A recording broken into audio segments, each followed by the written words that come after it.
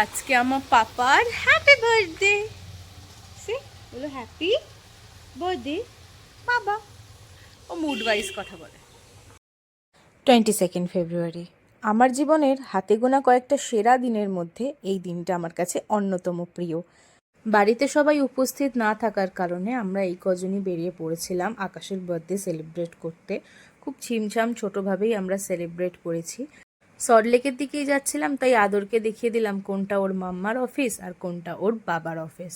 তো ফাইনালি আমরা লোকেশনে পৌঁছে গেছিলাম। সবাইকে আমি একবার করে দেখিয়ে দিচ্ছি। এই হচ্ছে আমাদের বার্থডে বয়ের ছেলে, দাদা, বৌদি আর বউ। আজকে আমাদের ডেস্টিনেশন ছিল সল্টলেকের ওমেগা বিল্ডিংয়ের অ্যাবসলিউট বারবিকিউ।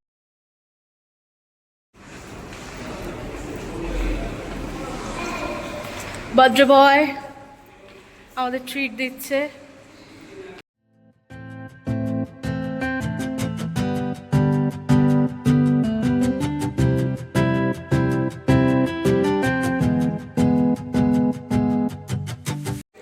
সিট পেয়ে গেছি আমরা।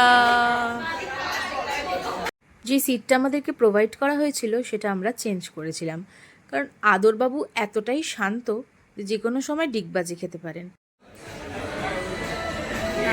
ফুচকা দিয়েছে, ফুচকা বাবা খাও, ফুচকা খেয়ে নাও, খেয়ে নাও। আদরকে কেউ যদি জিজ্ঞেস করে ওর ফেভারিট ফুড কি, উইদিন আ সেকেন্ড ও অ্যান্সার দিয়ে দেবে যে কেক, আর এখনও ওটা নিয়েই বসে আছে। ফাইনালি অনেকটা ওয়েট করার পর আমাদের টেবিলেও খাবার সার্ভ হয়ে গেছিল।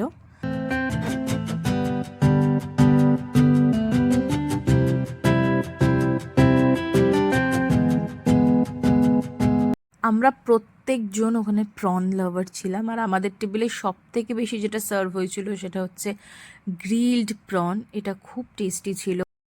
এখানে আদরবাবু বিজি ছিলেন সসে ফ্রেঞ্চ ফ্রাইজ ডিপ করে করে খেতে। তো ফাইনালি স্টার্টার কমপ্লিট করার পর একটু রেস্ট নিয়েছিলাম আমরা, আর তারপরে একে একে গেলাম মেন কোর্সের দিকে।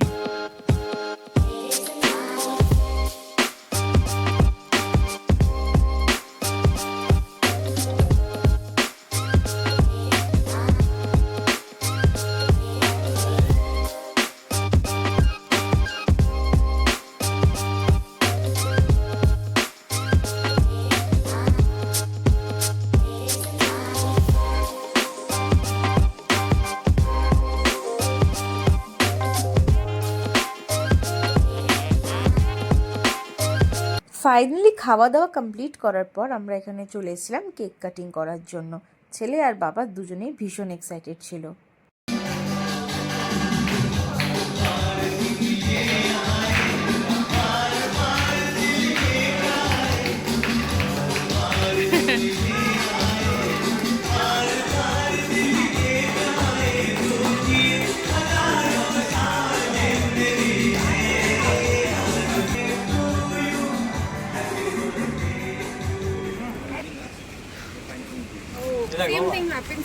Bye bye.